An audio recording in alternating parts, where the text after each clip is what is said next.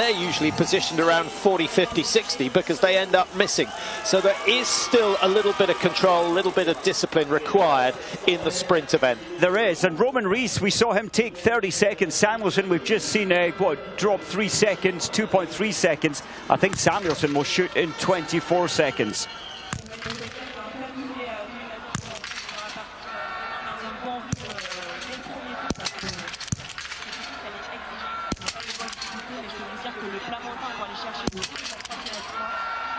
The rifle is just so steady after each shot. A little movement when he recocks, but builds it beautifully. Wasn't fast, but it was accurate.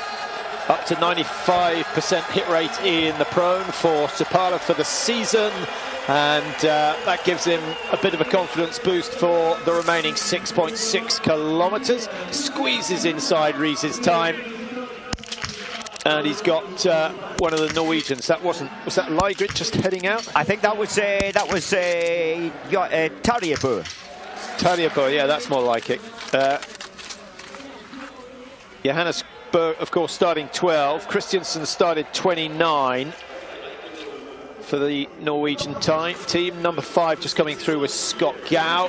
This, of course, is Latiapov just settling for his first shoot.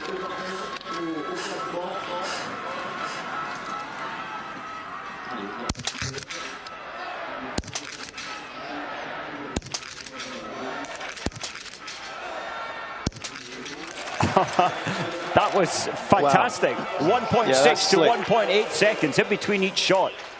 Yeah, 23.4 as you can see, so no time wasted by Latiapov. He is getting better and better. It's looking ominous. He may well be a challenger for the overall come the end of the season.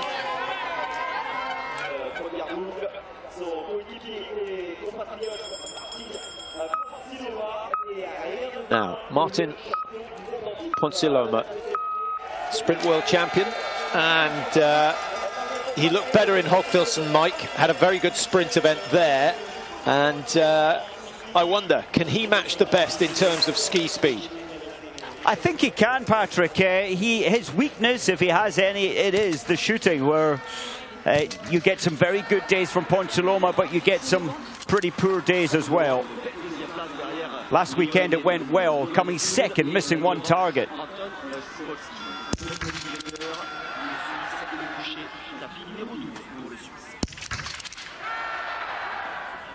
That's a big gap.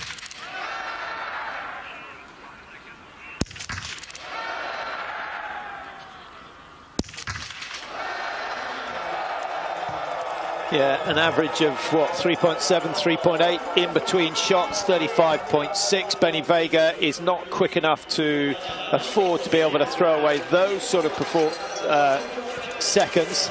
And down into third place, 19.7 given away to Latiapov. He's almost a penalty lap behind the Russian already. It's only -5, but Mikolas Karlik has got numb fingers.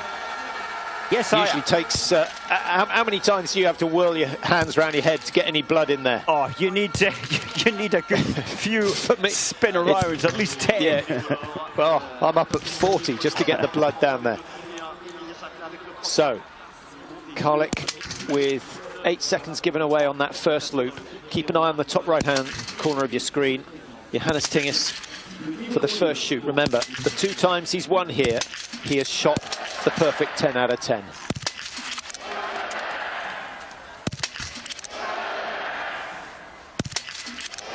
Third and fourth of the 2 he's been missing a lot. That's better. That is better. Very high foresight, as you saw.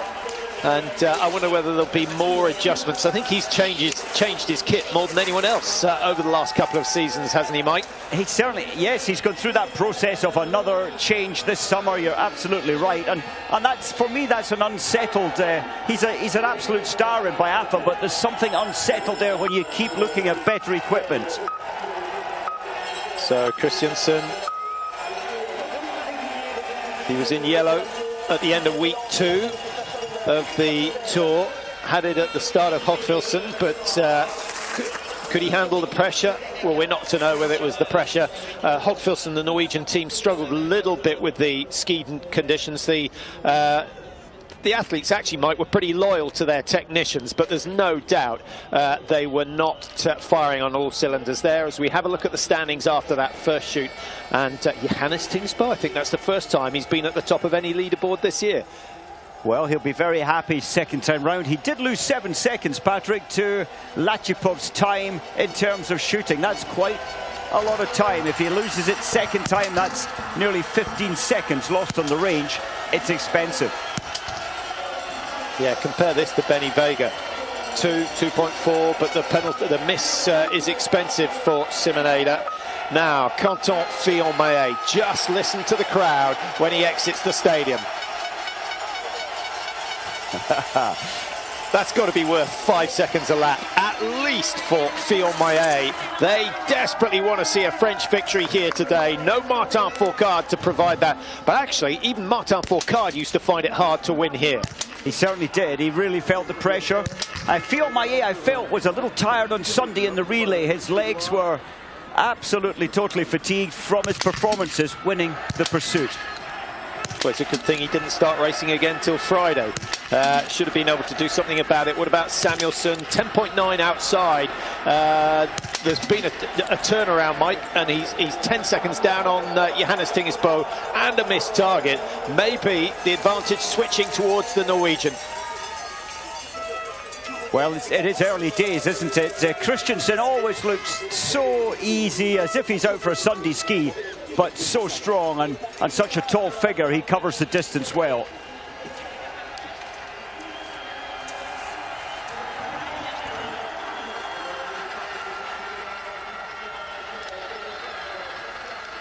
Kuhn is only 12.7 seconds off Johannes Tingsbo's time into the range.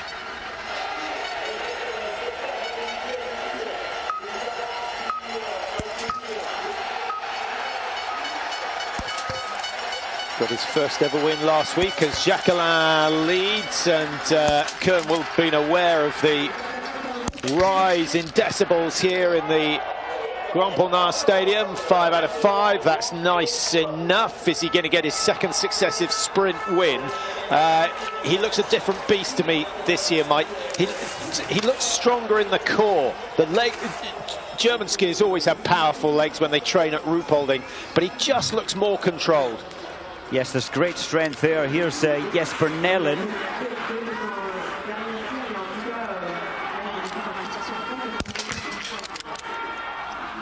What's surprising me today, Patrick, so many of the athletes taking around 29 to 31 seconds.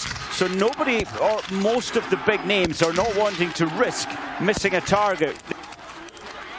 Yeah, I think they were studying the stats like me. You know, you can be 40th, 50th fastest in the range, but provided the targets go down, you're still in with a chance. Roman Rees has gone and missed 2 on his second shoot, so that's an extra 300 meters. He will not feature. He certainly won't be the best of the Germans today. Taliabo, can he match his brother, who went clear? He can't match him on the snow. 9.7 given away, but if he can get these away in what, 21, 22? And they have, of course, shared the podium here, the Boer brothers. I'm sure they would love for that to happen again before Christmas.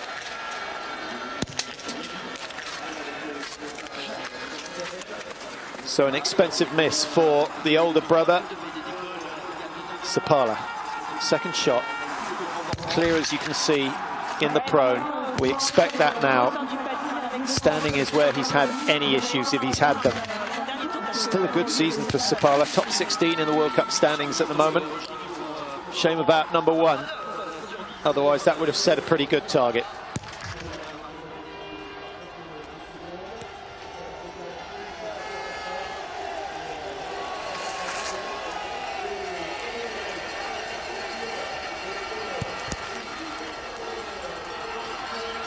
Well, there's one safe prediction here. This is going to be fast. If he gets all 5, he really does have a chance of winning, Lachipov.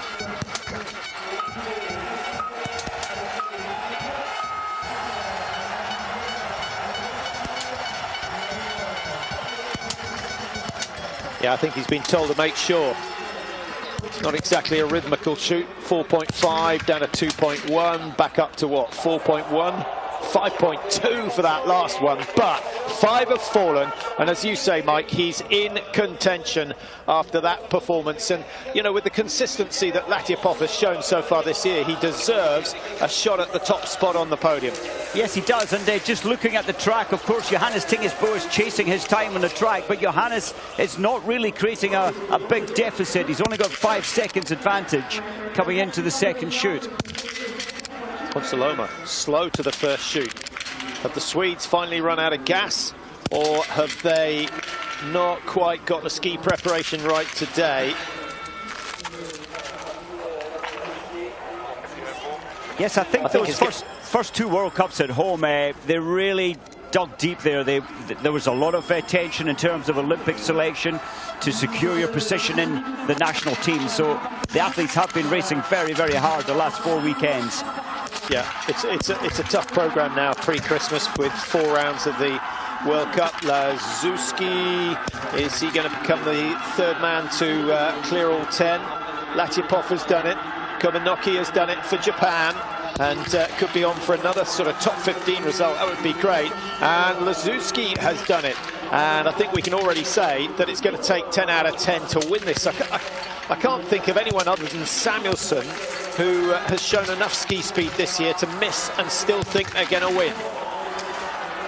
Well, Benny Vega, he needed all 10 today, but that last shot, the difficult last shot, has caught him out. Well, the next big name on the range will be Johannes Tingesbo, after we've seen Vytautas Strolia from Lithuania. Johannes Tingesbo started 1.5 minutes down on Benny Vega, and he has he's approaching the range now, Johannes Tingesbo, and he's got a margin of, as Mike said, just 3.6 seconds to play with. It's a shooting battle, Mike. Trying to remember what the shooting time for Latypov was. It was 30 seconds, 30.1. Johannes is trying to go fast. Oh. That's how to do it. That's what he did in the relay. That's what he's done today. And he may well be back to winning ways. There will be many, many Norwegians celebrating that performance. He's not won it yet by any stretch of the imagination. Jacquelin and Fiolmaillet can both match him for speed at the moment. But it's Johannes Tingesbo who has the lead, looking for World Cup win number 53. He's got another 3.3k, but he has not got the speed that we've seen from him in the past. Christiansen with an early miss. That's a bit of a surprise in the prone position. Yes, prone. Christiansen, you normally can claim with some confidence you'll get 5 out of 5.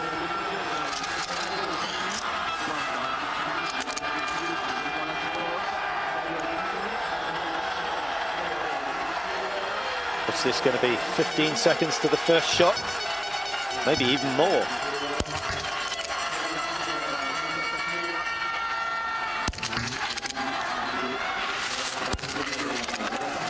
Some athletes are already away. That will do. That will do for Lukas Hofer. I was trying to find his time into the range there. It's so far down the list, somewhat 19 seconds off the pace into the range. And he leaves 19 seconds behind. Groan from the crowd when they saw Fiolmaillet's second shot going wide, but 4 out of 5. He could still get on the podium. Remember, he finished 3rd here 2 years ago. Norath for Germany. Who's going to be the top German come the end of the season? Big question. At the moment, Johannes Kern is up there, 13th place in the World Cup rankings at the start of today. Largely on the basis of that brilliant win in Hoffelsund a week ago. I do think Philip Norath, it's good skiing time. He was 9th fastest into the range. I think we're going to see a big improvement from Benny Dole today. He starts bib 51 for Germany. Fabian Cloud. Florian Cloud, his brother, already away. Started number 1. So almost 25 minutes between the two of them. Seb Samuelsson now, he missed in the pro. He's got to go clear to get anywhere near the top 3. That's better. Nice solid position, really confident standing position from Samuelsson. And I think he's going to struggle to win it, Mike. Johannes Tingis out in 16:18. This is going to be closer to the 17-minute mark. Away he goes, 40.3 given away. Yes, Jacqueline, Patrick, he didn't look comfortable. He took an age to release the first shot and he missed it. So 1 penalty look for Jacqueline. Now, Kern. He's trailing. Coming into the range, 17 behind Johannes Tingis, as you can see. He is 14 seconds behind Latyapov, who missed 1. In fact, Latyapov going clear. I do beg his pardon. He went clear and sitting in second place at the moment. Kern will not match the win that he got last week, especially with 2.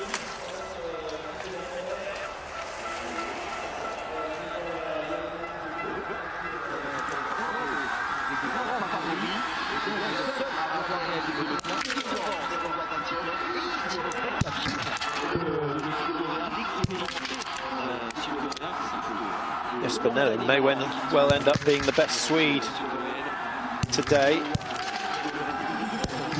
Lying in 7th, coming in with that deficit of 36 seconds.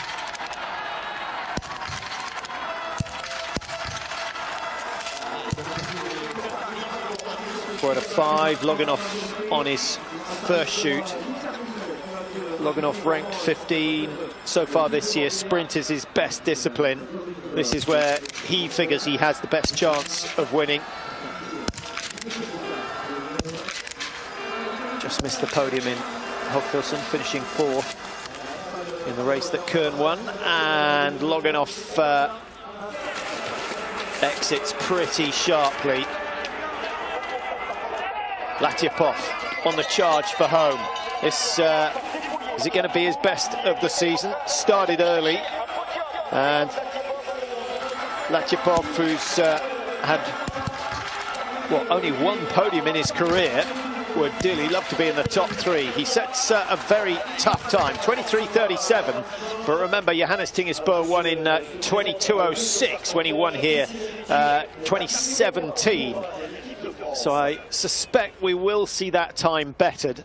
And Johannes Tingis, Mike, any news on his last lap? Yes, he's extended his lead to front on Latyapov. It was 11 seconds when they left the range. He's at 8.2 kilometers now, and he's extended that to 15.3. So a very good news day for Johannes Tingis. Be a good news day for Jake Brown, and he can clear 5.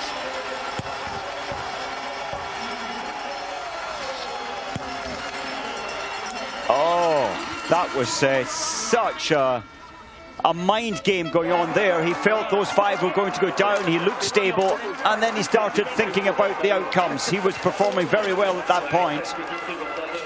This looks like Johannes. Maybe not.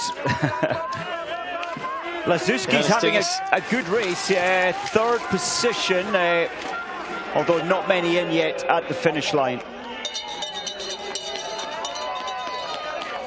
Yeah, good strong finish from Lazuski. We've got a total of only 4 men have just double-checked that.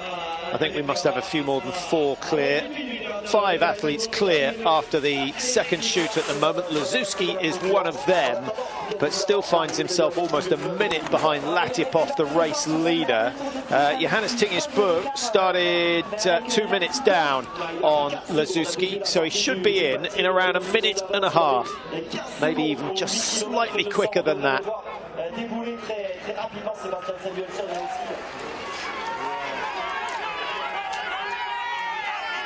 Here he comes. Here he comes. Is he heading towards his first win of the season? He's got a little bit of traffic in front of him. Was that, I don't think it was Simonada. Yeah, he's got his racing head back on. and maybe it needed a good clear shoot. I think the relay may have given him a lot of confidence, Mike, because that standing shoot was something else. He did not hang around, and he crosses the line. Only 7.2 to spare over Latyapov, having been 15 seconds clear of him at 8.2. So he's really struggled over the last K and a half, Mike. It is not vintage Johannes Tingesbø. It's not, but that surprises me. The section of track there from 8.2 kilometers, it's very much a descent back down into the stadium. I'm wondering if the glide factor today, once again, is maybe not the best on Johannes' skis, but still a fabulous win time for now. Well, just going back to shoot number 1, Lapshin of Korea has produced the fastest shoot time, and actually sitting in 4th position, having started 17. Just try and find out what happened to Lapshin on his second shoot. He's still up in 3rd, so he's on the charge at the moment. That's a really good race from him. It's good to see Khalili, and it will be good to see to watch how he puts his rifle on a very unique method. And normally he hits all 5. Oh well, he's adapted his rifle on style. It was a little twist, a little helicopter spin he had last year, but I think he's been certainly quick. I think he's been watching Lucas Hoffer and deciding that's a slightly better technique. Lygrid starting for Norway. Christiansen on his second shoot for Norway. Missing 1 in the pro, needs 5. Usually pretty reliable in the stand position. Oh, that looked fantastic, Mike. You wouldn't want to be in his sights. He is just so calm and very strong through his shooting position. Yeah, let's see if Hoffer can show the same sort of confidence. It's a long hold for the first shot again from Lucas.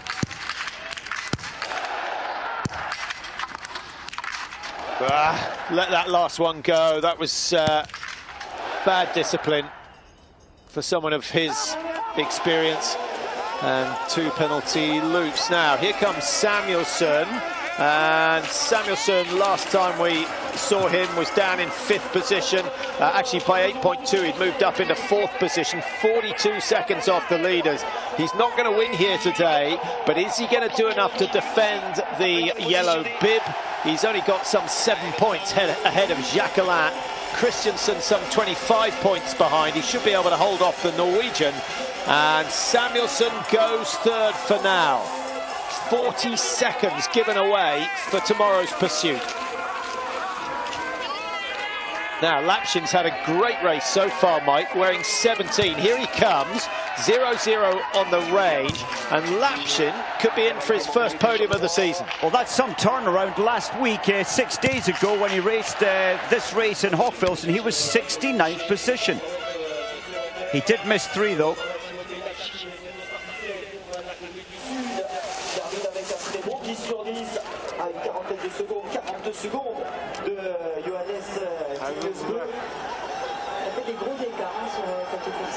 Good work from the South Korean. Of course, formerly from Russia. I guess by making that move, Mike, he's extended his racing career. Yes, he has. He's, what, 33-year-old now. Very lightly raced this season. And, of course, the Olympics again are the big aim. Jacquelin. Missing in the pro. Oh, well, it sounded like a hit.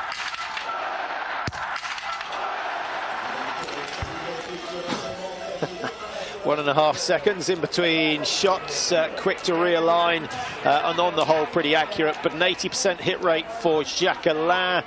He's not going to feature in the top 2, I wouldn't have thought, possibly 3rd, but it would take a pretty spectacular last loop from him. So let's just confirm the positions after that second shoot.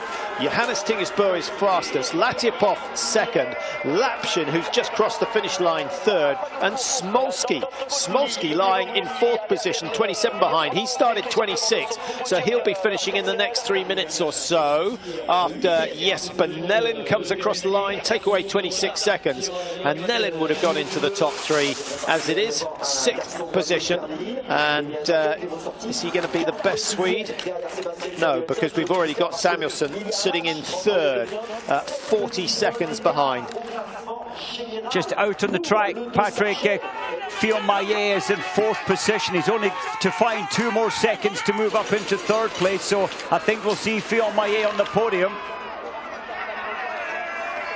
And we shouldn't, as we watch Tadej Bø coming in to finish, 2 misses. He's skiing well, actually, Mike. Only to be 40 seconds behind. The 2 penalty loops taking at least 48, probably closer to 50 seconds. So he's only just down on the ski pace set by his brother. And Tadej Bø goes 5. Both brothers likely to end up in the top 10 today. Logging off with a miss in the stand. That's cost him his chance. Yeah, he would have been looking at top 3. Mike, I just wanted to point out Simon Dessieux, who's had a really good start to his race and is looking good after the first shoot, lying in 5th, 13 seconds down. Well, that really is a challenger. He's ahead of Loginov at that particular time. Yeah, and Giegner, who likes racing here. So, yes, that's bib 39 and 47, certainly going to keep the race well and truly alive. Well, here he is, Dessieux.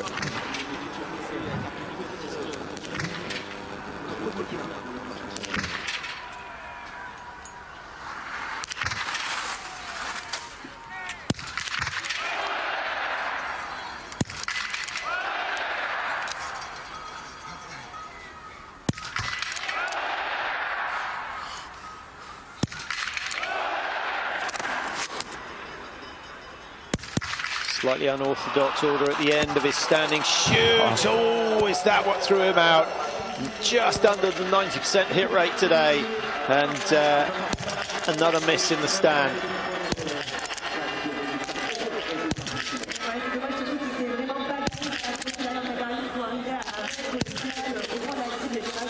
Well, Bakken is certainly skiing very well, but there was a lot of tension there in terms of his shooting position, and it didn't pay off on the range.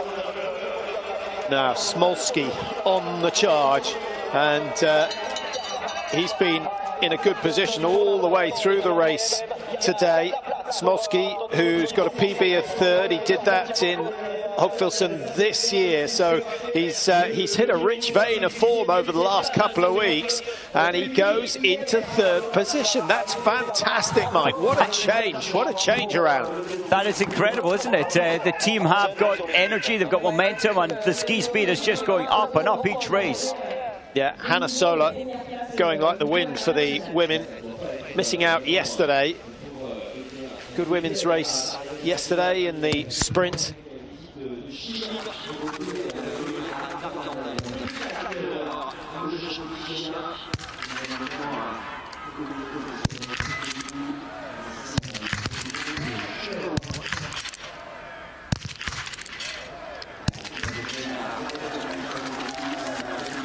Well, Felix Leitner, he shot very well on Sunday in the pursuit competition, missing just 1 there. Well, Anderson has produced a cracking run over the first lap, only 11.8 down. Goes up in 3rd place, ahead of Johannes Kern, ahead of Lapshin, ahead of Detieux, ahead of Loginov. So some big scalps taken on that first loop. What sort of endurance has he got? Now, Christiansen, I wonder what his last lap is. Mike, just looking, Latypov with the fastest last lap so far of 7:07. Johannes Tingesbø, Norway, some 4.5 seconds given away on that last lap. Well, this is important. Christiansen, he needs to try and get in front of Samuelsson, and that will help Johannes Tingesbø pull more points back to the top of the world ranking. Yeah, that should happen, I think. He's only got some 30 meters to go. It's going to be tight, though. 40.7 is the margin. He's just going to squeeze in. And into 4th place for Christiansen. He's what, a 7:12 for his last lap. The fastest so far, 7:07. Latypov is in the shape of his life, Mike. That was a fantastic last loop from him. In fact, it was an incredible last. It was really the last 1.5 kilometers, which, as you've mentioned, is generally downhill back into the stadium. Yes, certainly suggesting the glide factor. Here's Fillon Maillet. He's tried and tried to get as many gains as he can. I think it will be third position. Yeah, that's good, but he wants the win. He would have loved the win. He'll celebrate for now. He knows you win some, lose some in this game, but when you make mistakes and you still get into the top three, that's pretty encouraging. So the positions in the finish. We still have a long way to go, and this man could certainly upset the apple cart. Not anymore. Well, he finished third, what was it, 2 years ago? Unlikely to finish third, missing that shot. Yeah, he shot clear on that occasion. He was still some, what, 30 seconds down on Johannes Tingesbø, the winner. But 2 misses, too many. And in the finish, Fillon Maillet is the fastest of those who has missed a target, and he sits in third. Is anyone else going to depose him?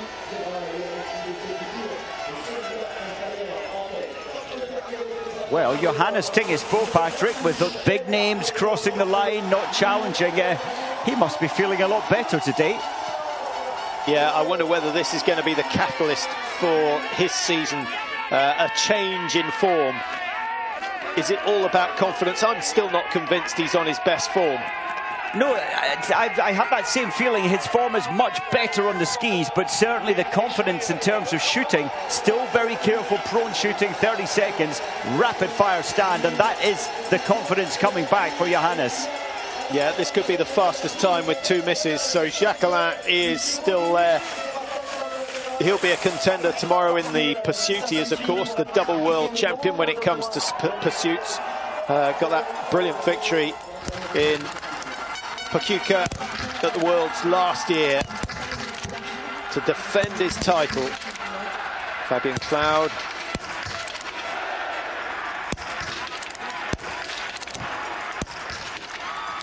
Just a delicate little touch with the trigger finger, but generally, when you can see the trigger finger moving, the shot goes wide, and you could see that with both of the last 2 shots for Cloud. And Patrick Favre, the coach, the head coach for the men, just shaking his head. 2-2 for Cloud. Okay, this is the prone where Johannes Tinges has had issues this season. Oh, that would have grouped in a 5-penny piece, I suspect. Not a bad prone shoot. I wonder what happened for him to lose nearly 8 seconds to Latypov on that final, 900 to 1 kilometer on the track. Unusual. That's normally Johannes Tingesbø's strength.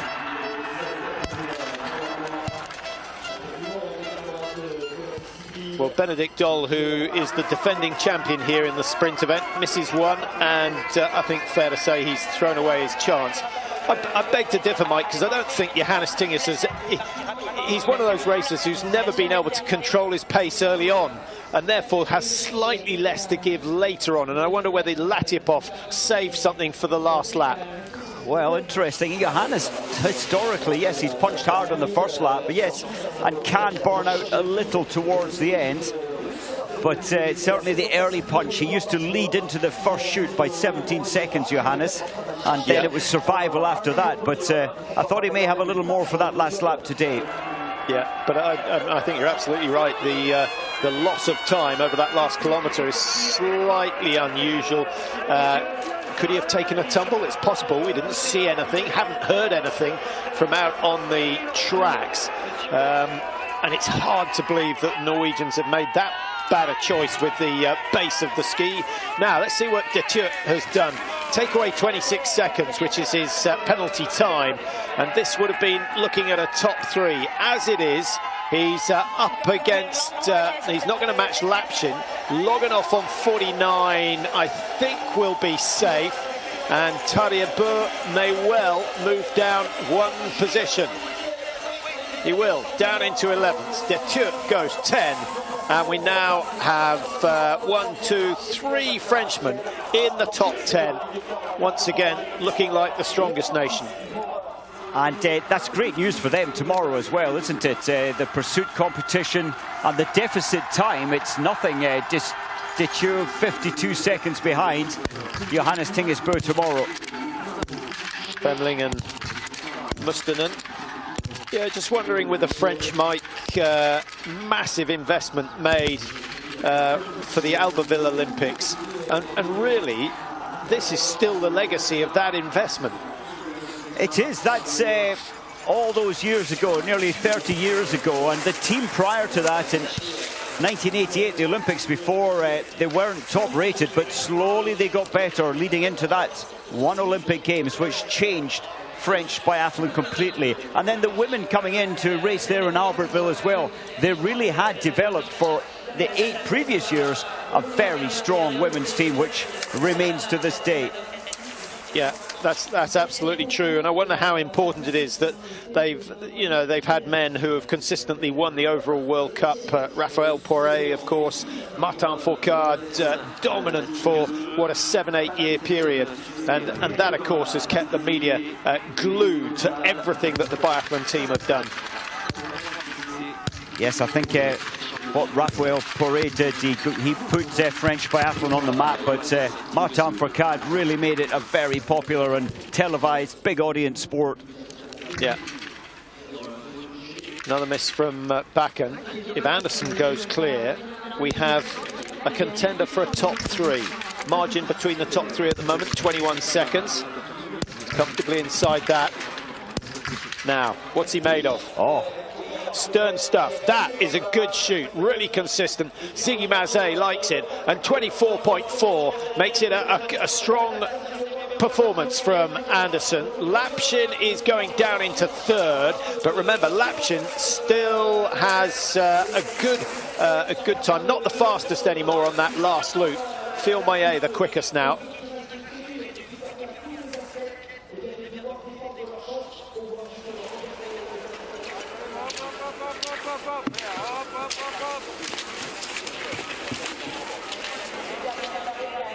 Khalili, as we're seeing with the Russian team today, much improved in terms of dynamic movements, in terms of ski time, and much improved ski pace. They have done well in the last couple of weeks of racing.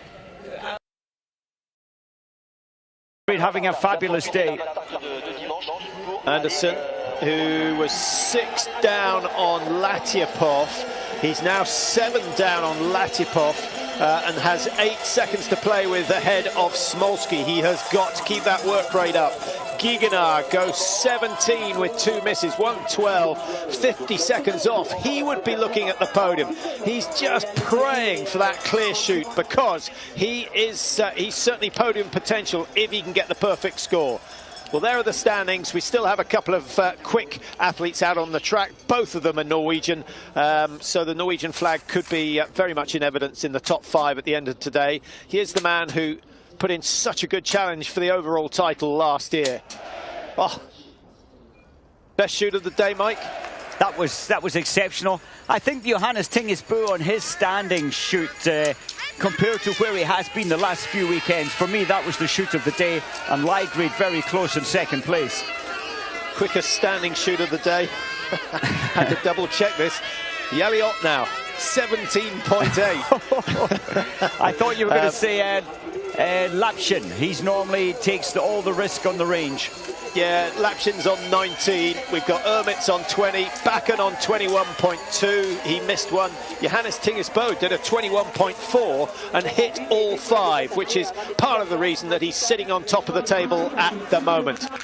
Ligrid has lost 6 seconds, Patrick, from the range in the first 700 meters. So he's going to lose time on this last lap. Yeah, I think there's certainly more moisture in the snow now with the air temperature warming up. I think tough draw for Ligrid. I think if he hangs on to a top 3, that would be miraculous. Anderson, 20.4. Margin in the finish, 21.2, separating the top 3. I don't think he's going to overtake Phil Maillet.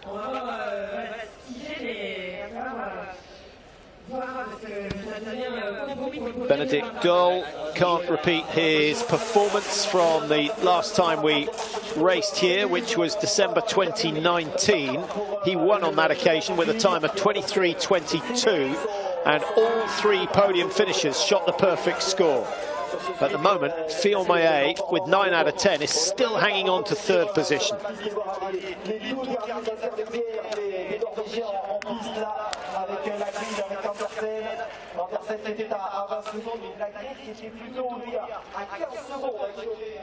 Well, I'm surprised. We're looking at, well, just under 10% of the field, 9 athletes at the moment. Still more to come through. 9 athletes have shot the perfect score.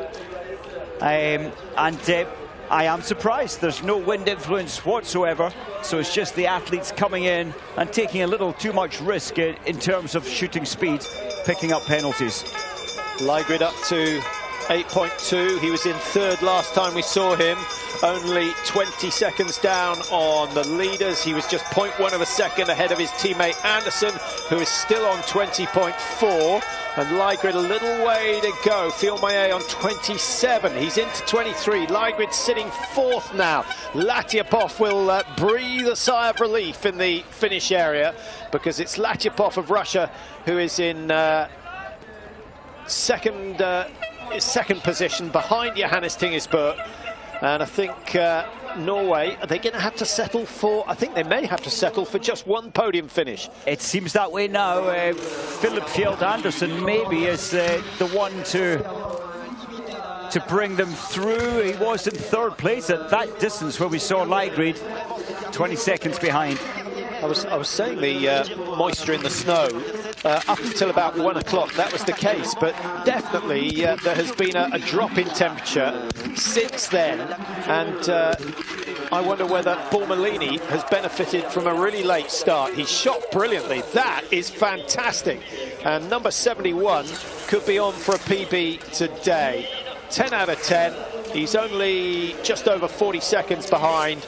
And is it going to be a top 15? It is for now. That's wonderful. He was showing form last week, I felt, Bormolini. He looked good in the relay and in this race, the sprint. 26th position last week.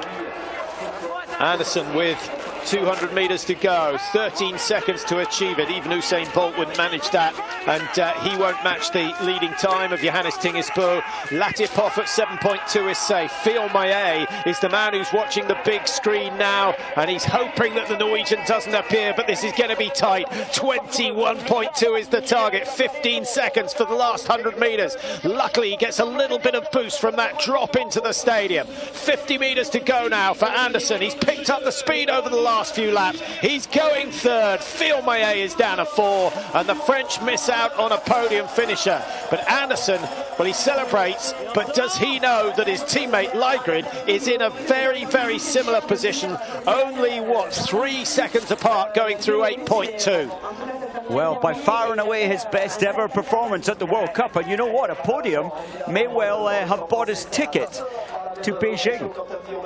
If he stays on the top, he points at the skis, he knows they were good, and actually, Mike, that was a brilliant finish, because Anderson was 20 seconds down going through 8.2. He's pulled that back to 18.2 seconds.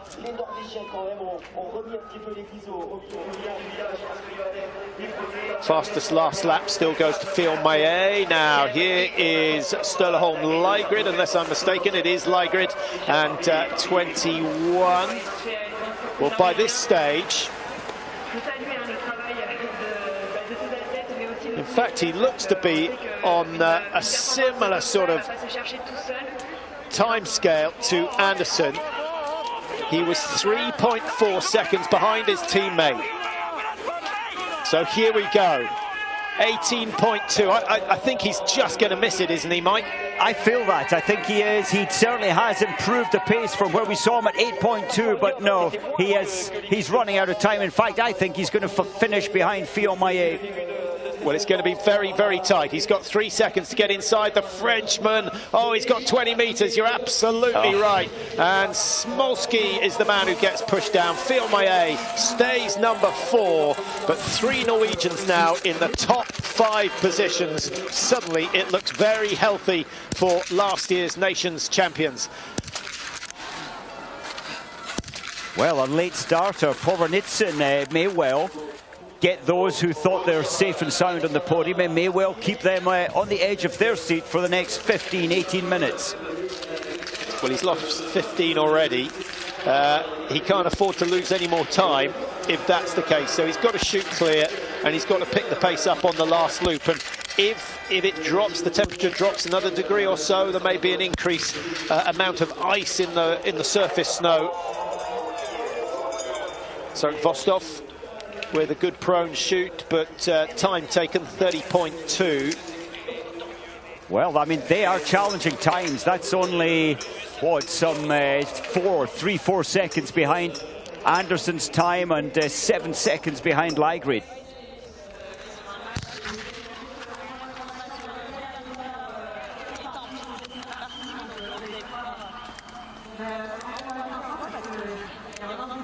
So another strong performance from another Belarus athlete, Varabai.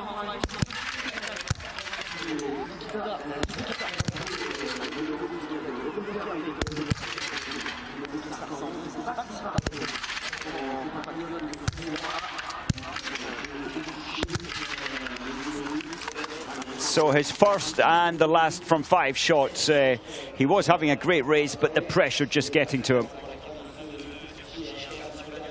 So 23.30 looks as though it may well be the winning time. Last time round with Benedict Doll it was 23.22, so the conditions maybe not quite as quick, but a very competitive race at the front of the field. The French did their best, Mike, but both Filmayer and Jacquelin missing targets. Filmayer 1, Jacquelin 2. That really ruled them out of winning here today on home snow. And it's Johannes Tingesbø gets his first win of the season, his 53rd World Cup victory on the venue where he got his first. How about that?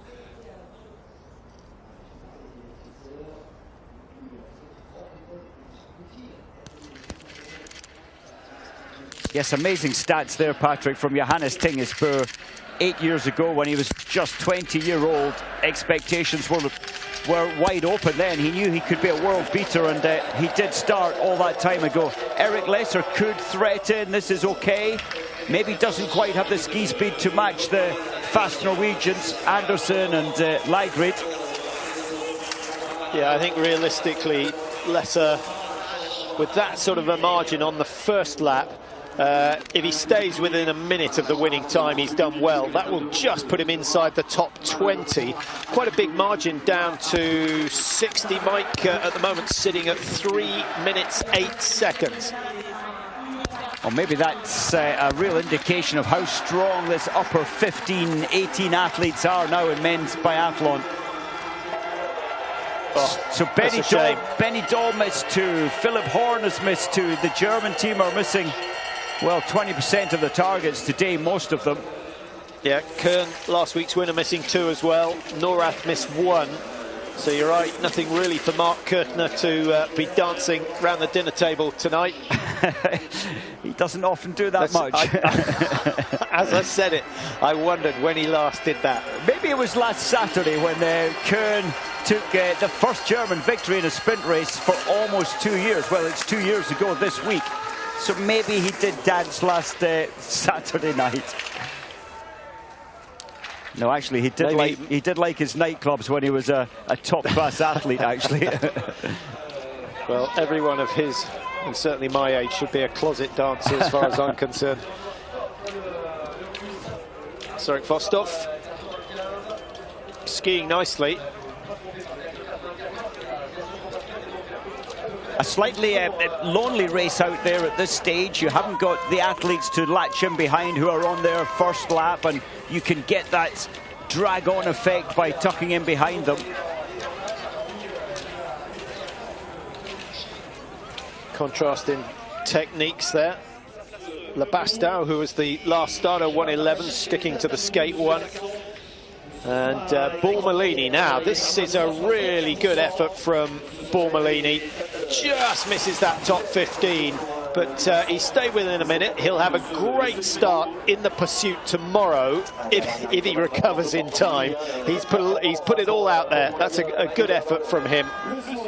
And that is the best Italian result. And what about Vindish? He was sent back to the IBU Cup, but good news for Italian fans of Vindish. He did come second today, 9 seconds off the lead there. So maybe we'll see Vindish after Christmas back in the World Cup team.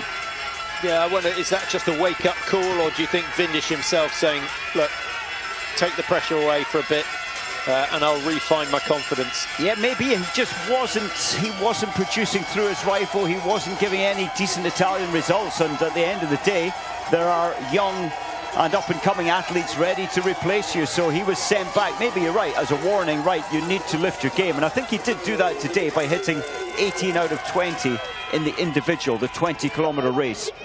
Yeah, isn't that the difference, though, with the Italians? And I'm trying to think, we can't put the French in that bracket, but the slightly weaker teams who rely on the same names year after year after year. The Norwegians have someone at the top for a long time, but there are so many who come in, go out, come in, some stay. Lygrid will be here, Christiansen's established himself, and Anderson obviously today with a brilliant performance has made his name. And they're always changing over. There was always pressure for those places. The British team, a classic example. There was no pressure at the top. No, there wasn't. There's Sean Doherty. I was just couldn't even say anything because I was hoping he'd get 5 out of 5 to make it 10 out of 10. But still, he's well and truly back into his best shape. Doherty. Yes, you're talking about the Norwegians, Patrick, and of course Johannes Dale, he's been sent back as well to the IBU Cup because of his poor results, sadly. He did finish 22nd today in an IBU Cup, so he probably won't be coming back for the first World Cups after the Christmas break. Yeah, Dale, of course, 5th in the overall World Cup at the end of last year, so he was one of the rising stars alongside Lygrid. And Norway with 4 of the top 5 finishers in the overall World Cup last year. Probably their best ever season. And Johannes Tingesbø just squeaking it. What was it? 13 points between himself and Lygrid after 26 races. Yeah. It was some climax. We saw Martin Jaeger there, just been brought back for his first World Cup. He's 33 years old now, but racing IBU Cup, good results there. He's back at World Cup. You can see in the background, there's the entry to the range. So it's been a long descent to that stage. You do a switchback, and really it does allow you to reduce your pulse rate as you come into this range. Just having a look at Yan Xingguang of China, who's settled just along the range from Povenitsin. We haven't seen much of the Chinese so far this year. I wonder how the Bjorndal and Domracheva project is going. Well, they certainly put a lot of time and effort and finance into their progression. I think they are a better team, but we haven't seen any, well, top bracket results yet. Excellent. Well, there's a challenge on. He's still got the length of the range to ski for Povenitsin. Yeah, I don't think the appearance of a new trainer can make an instant difference in a team. Even Ziggy Mazet would agree with that. And when you're taking a nation such as China that are very much in their infancy, it's a long project. It's not 1 season, 2, probably closer to 6, 7. Yes, the building blocks take such a long time. The skills are so opposed. You need to be such an amazing athlete in terms of your engine, your capacity. But then you have to be the opposite of that, the most calm athlete in the world within the physical storm. So it's a very unusual athlete, is a biathlete, and I think you're right, it takes 6, 7, 8 years to really develop an athlete to be able to race well at World Cup.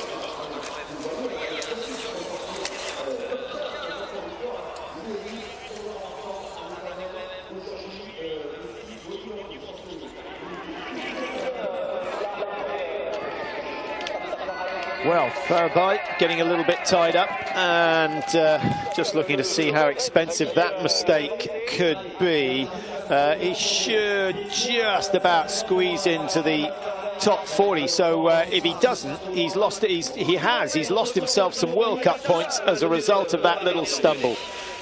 He'll live to regret that. 44th position, only the top 40 getting points, and he only needed half a second.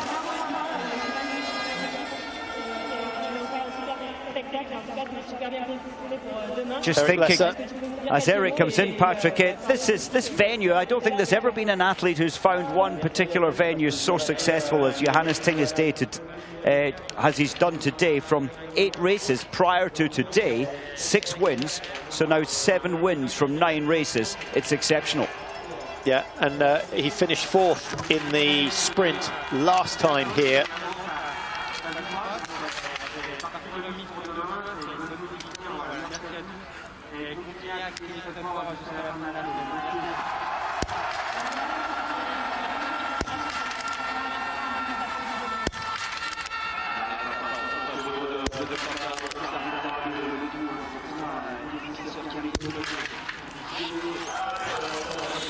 That painful last shot, I thought Eric was going to absolutely nail that final shot. He hesitated a little, and that shot went wide.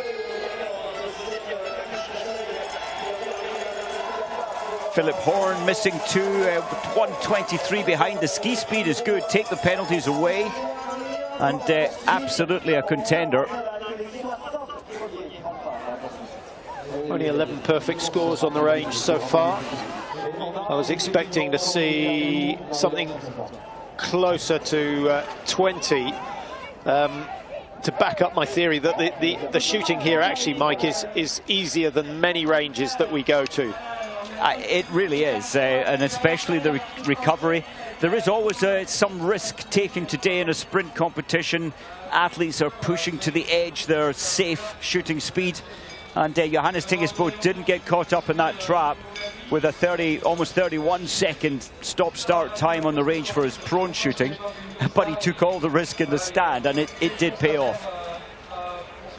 Now, how is Povernitsin doing? He's still got a way to go. Probably another 60 meters or so. So he's not going to challenge the top 5. Likely to be 9 or 10 when he comes through. And if he manages that, he's putting pressure on Lapshin and importantly Kaluli, his teammate. Well, he goes 10. He goes 10 at 8.2, and Lapshin is a little way ahead. Lapshin, of course, racing for Korea. Loginov is just behind him, and he could well end up being the 2nd best Russian today. He won't get anywhere near Latyapov, who is still in the finish in 2nd position, just 7.2 behind the winner, having produced an unbelievably quick final lap, Lapshin, and not quite as quick as Phil Maillet and Jacquelin, but early stages. He took, what, 5 seconds out of Johannes Tinges on that last loop? Yes, he did. And I was just thinking, with Povernitsin is only 0.5 of a second behind Samuelsson at this point, so that may affect Samuelsson's points. If Povernitsin can keep the same pace, it's unlikely that he'll move ahead of Samuelsson. Yeah, it'd be nice for Povernitsin to beat the top 10, his personal best, which I think it was 2015, 2016 season, when he had a good race out in Presqu'île, which, to be fair, there were a number of top athletes missing. So to get anywhere near the top 10 is a good result for him. Just that image of all the fans there. I think they've got to be happy. Phil Maillet 4th, they would have preferred a podium. Jacquelin 7th, and still Detieu in 13th place. Yeah, but they'll make an exciting race tomorrow. If any of the Frenchmen go 0-0 on the prone, they'll be in the mix for the second half of the men's pursuit. The women's pursuit will be first, and of course Marta Olsgaard Roysland will be leading off. What did she have? 15 seconds or so advantage over Bescon. Elvira Erberg will be starting 3rd. She's only got 16 seconds, so Erberg, Mike, may well put pressure on Roysland on that very first lap. Oh yes, well Roysland certainly looks in supreme form right now. Sean Doherty, we saw him miss the last shot, take the penalties away. It's a good and much improved performance for the American. Possible World Cup points, but he's got a while to wait with 111 starters. And just having a look for Doherty in terms of his earlier splits. Now, Oscar Brandt, Sweden with Samuelsson in 9th, Nellin down in 18. Ponsaloma hasn't had his best of days, actually struggling to find Ponsaloma's name. Femling is 38, Stephenson down in 50. So certainly a chance to be in the top 3 in terms of the Swedish team. No, not with 2 more misses. No, Oscar Brandt, not vastly experienced in terms of World Cup racing. This doesn't look good for Povernitsin. It does look better for Samuelsson to hold on to his position. His 9th position. Christensen safe. Samuelsson is very safe. Still about 10 seconds from here.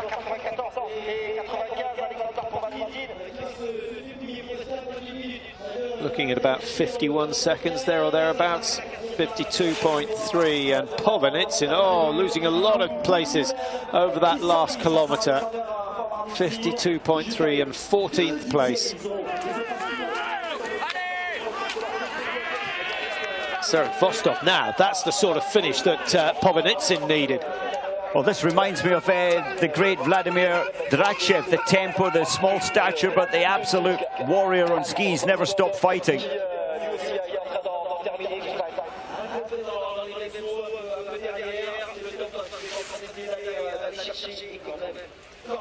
Beats the minute margin, and Serek Vostov, solid performance from him. 18th place at the moment.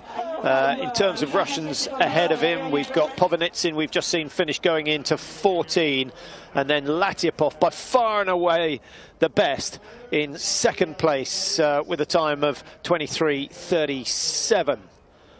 So Lepasto with a chance.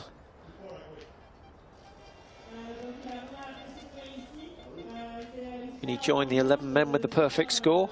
He may well do. He does. Good shooting. Very good shooting. And if he can raise his game on the last 3 kilometres, he may stay top 20. But he's going to have to gain a few seconds, as you can see. Well, the day is just about done. No one else out on the tracks is going to threaten. Let's just have a look at the top performance from today. And best of all, for the first time this year, Johannes Tingis Bø. He gets a long-awaited win for the season. It's taken 7 races, but he's back to winning ways. 53 World Cup victories to his name. Johannes Tingis will be the first to start in tomorrow's pursuit.